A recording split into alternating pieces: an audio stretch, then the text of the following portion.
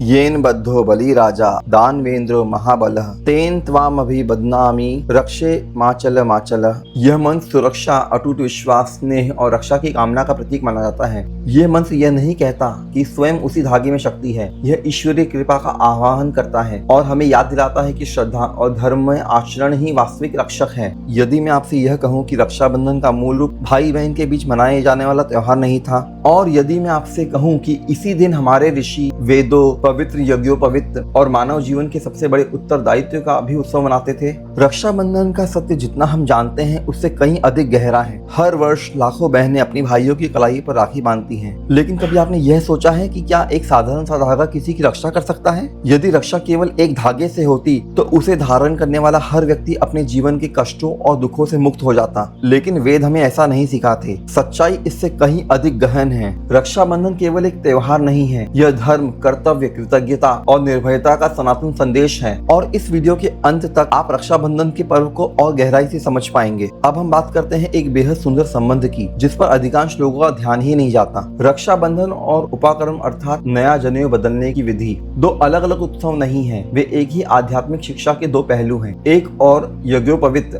जिसे कंधे पर धारण किया जाता है, हमें उन जिम्मेदारियों की याद दिलाता है जिन्हें हम जीवन भर निभाते हैं। इसके 3 पवित्र सूत्र हमारे शाश्वत ऋणों का प्रतीक हैं, ईश्वर के प्रति, अपने माता पिता और पूर्वजों के प्रति और उन महान ऋषियों के प्रति जिन्होंने वेदों के ज्ञान को सुरक्षित रखा। प्रत्येक वर्ष उपाकर्म और ऋषि तर्पण के माध्यम से हम कृतज्ञता और निष्ठा के साथ इन जिम्मेदारियों को निभाने के अपने संकल्प को नवीनीकृत करते हैं। दूसरी ओर राखी, जो कलाई पर बांधी जाती है, हमें उन पवित्र रिश्तों की याद दिलाती है जिनका आशीर्वाद हमें प्राप्त हुआ है। यह एक दूसरे के साथ प्रेम, विश्वास, करुणा और अटूट सहयोग के साथ खड़े रहने का वचन है। एक पवित्र सूत्र हमें जिम्मेदारियों के साथ जीना सिखाता है और दूसरा पवित्र सूत्र हमें रिश्तों के साथ जीना सिखाता है। दोनों मिलकर सनातन धर्म का सार प्रकट करते हैं कि एक सार्थक जीवन केवल अधिकारों पर नहीं बल्कि जिम्मेदारियों पर आधारित होता है। केवल प्रेम प्राप्त करने पर नहीं बल्कि उसकी रक्षा करने और उसे पोषित करने पर आधारित होता है। लेकिन अगर रक्षाबंधन वास्तव में जिम्मेदारियों और रिश्तों के बारे में है तो इसे त्योहार बनाया ही क्यों गया? क्योंकि मानवता का सबसे बड़ा शत्रु बाहर नहीं, हमारे भीतर का हमारा भय ही है।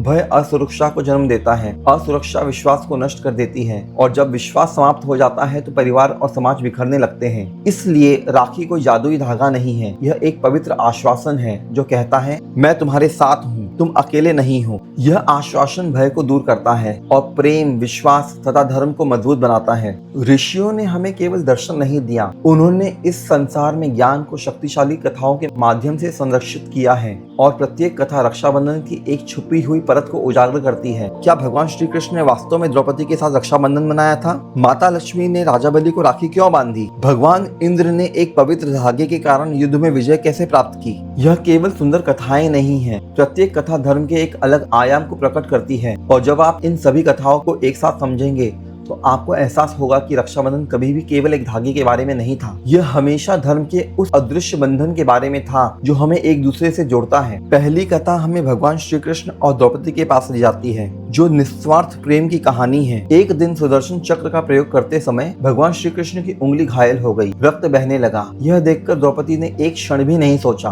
उन्होंने किसी महंगे वस्त्र की तलाश नहीं की, उन्होंने किसी और के आने का इंतजार नहीं किया। बिना किसी संकोच के उन्होंने अपनी साड़ी का एक छोटा सा टुकड़ा फाड़ा और उसे धीरे से श्री कृष्ण की उंगली पर बांध दिया। दुनिया के लिए वह केवल कपड़े का एक टुकड़ा था, लेकिन श्री कृष्ण के लिए वह निस्वार्थ प्रेम की एक भेंट थी, एक ऐसा कार्य जिसमें कोई अपेक्षा नहीं थी, पूर्ण समर्पण और भक्ति की एक अभिव्यक्ति थी। वर्षों बाद कौरव सभा में द्रौपदी के भयंकर अपमान के समय जब उनका हर सांसारिक सहारा विफल हो गया, तब उन्होंने पूर्ण रूप से श्री कृष्ण के समक्ष समर्पण कर दिया और श्री कृष्ण ने उनकी साड़ी को अनंत करके उनके सम्मान की रक्षा की। क्या श्री कृष्ण किसी उपकार का बदला चुका रहे थे? बिल्कुल नहीं, वह धर्म के नियम का पालन कर रहे थे, क्योंकि निस्वार्थ प्रेम कभी अनुत्तरित नहीं रहता। इसका संदेश गहरा था, रक्षा करुणा से जन्म लेती है, दायित्व से नहीं। यह हमें सिखाता है जब भी हम बिना किसी स्वार्थ के किसी अन्य व्यक्ति की रक्षा करते हैं, जब भी हम किसी के सबसे कठिन समय में उसके साथ खड़े होते हैं, जब भी हम करुणा के साथ कार्य करते हैं, हम ईश्वरीय कृपा के माध्यम बन जाते हैं। यही रक्षाबंधन है। एक और भी प्राचीन कथा देवताओं से जुड़ी है। सबसे प्राचीन रक्षा सूत्र इंद्र और इंद्राणी की कथा। महाभारत काल के बहुत पहले देवताओं और असुरों के बीच एक भयंकर युद्ध चल रहा था। अपनी पूरी शक्ति के बावजूद भगवान इंद्र पराजित हो रहे थे। देवता चिंतित हो गए। गुरु बृहस्पति ने इंद्र की पत्नी इंद्राणी को एक पवित्र रक्षा सूत्र तैयार करने की सलाह दी। उन्होंने प्रार्थना की, उन्होंने वैदिक मंत्रों का जाप किया, उन्होंने दिव्य आशीर्वाद का आह्वान किया, फिर उन्होंने इंद्र की कलाई पर वह पवित्र धागा बांध दिया। नवीन विश्वास और साहस से भरकर इंद्र युद्ध भूमि में लौटे और विजयी होकर वापस आए। ध्यान से समझिए, इंद्र को विजयी दिलाने वाला, असुरों को पराजित करने वाला धागा नहीं था, वह विश्वास था, वह एक संकल्प था, वह ईश्वरी कृपा थी। उस समय से रक्षा सूत्र धर्म के प्रति अटूट विश्वास का प्रतीक बन गया। इस कथा का छुपा हुआ संदेश यह है कि जीवन का हर युद्ध, चाहे वो परिस्थितियों के विरुद्ध हो, भय के विरुद्ध, प्रलोभन के विरुद्ध या अन्याय के विरुद्ध, सबसे पहले हमारे मन के भीतर जीता जाता है। रक्षा सूत्र हमें याद दिलाता है कि सच्ची विजय की शुरुआत आंतरिक शक्ति से होती है। अगली कथा है माता लक्ष्मी और राजा बलि के बारे में, जो हमें एक अद्भुत बात सिखाती है। इसमें एक राखी ने एक परिवार बनाया है। इस कथा के द्वारा हमें यह सीख मिली कि रिश्ते केवल रक्त से सीमित नहीं होते। प्रसिद्ध वामन अवतार के बाद राजा बलि ने भगवान विष्णु को अपना सर्वस्व अर्पित कर दिया। उनकी भक्ति से प्रसन्न होकर भगवान विष्णु उनके साथ रहने के लिए सहमत हो गए। लेकिन माता लक्ष्मी भगवान विष्णु को वापस वैकुंठ लाना चाहती थी, इसलिए वह राजा बलि के पास गई। एक रानी के रूप में नहीं, एक देवी के रूप में नहीं, बल्कि एक बहन के रूप में। उन्होंने बलि की कलाई पर एक पवित्र धागा बांधा। राजा बलि ने उन्हें अपनी बहन के रूप में स्वीकार किया। जब उन्होंने पूछा कि वह कौन सा उपहार चाहती हैं, तो लक्ष्मी माँ ने भगवान विष्णु को अपने घर वापस जाने देने का अनुरोध किया। राजा बलि सहर्ष इसके लिए तैयार हो गए। जरा सोचिए, एक पवित्र धागे ने अजनबियों को परिवार में बदल दिया। यह संदेश शाश्वत है। रक्षाबंधन केवल रक्त के रिश्तों तक सीमित नहीं, यह विश्वास, सम्मान और धर्म पर आधारित रिश्तों का निर्माण करता है।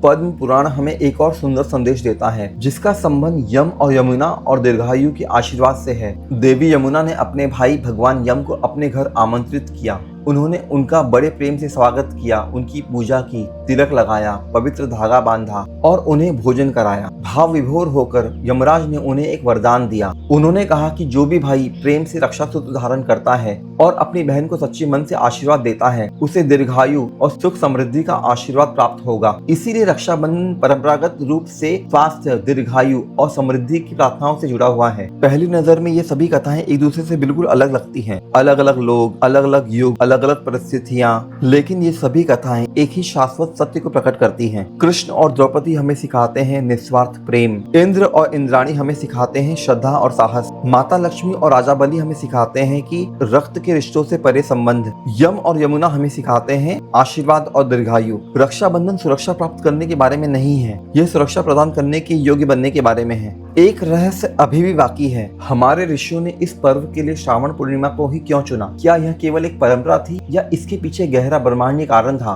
वैदिक ज्योतिष के दृष्टिकोण से रक्षाबंधन श्रावण पूर्णिमा के दिन आता है, जब पूर्णिमा का चंद्रमा भावनात्मक सामंजस्य, करुणा और आध्यात्मिक ग्रहणशीलता का प्रतीक माना जाता है। श्रावण का अर्थ है सुनना, जो हमें सिखाता है कि रिश्ते इसलिए नहीं टिकते कि हम अधिक बोलते हैं, बल्कि इसलिए टिकते हैं क्योंकि हम समझ के साथ सुनते हैं। इन सभी कथाओं के माध्यम से हमने रक्षाबंधन के पीछे छिपे गहरे रहस्यों को समझा और समझा कि राखी का वास्तविक अर्थ क्या है, उसका असली महत्व क्या है। हमारे कलाई पर बंधी राखी एक दिन फीकी पड़ जाएगी, लेकिन हमारे हृदय में बंधा अदृश्य रक्षा सूत्र कभी नहीं टूटना चाहिए, क्योंकि हमारे प्रियजनों और इस संसार को मजबूत धागों की आवश्यकता नहीं, उन्हें मजबूत मूल्यों की आवश्यकता है। उस प्रश्न को याद कीजिए जो मैंने आपको शुरुआत में पूछा था, क्या एक साधारण सा धागा या राखी किसी की रक्षा कर सकती है? इसका उत्तर है नहीं, लेकिन उस धागे में निहित मूल्य निश्चित रूप से हमारी रक्षा कर सकते हैं। तो इस रक्षाबंधन केवल कलाई पर राखी मत बांधिए, अपने हृदय में करुणा, कृतज्ञता, साहस और धर्म के मूल्यों को बांधिए, क्योंकि जब हम धर्म की रक्षा करते हैं, धर्म हमारी रक्षा करता है।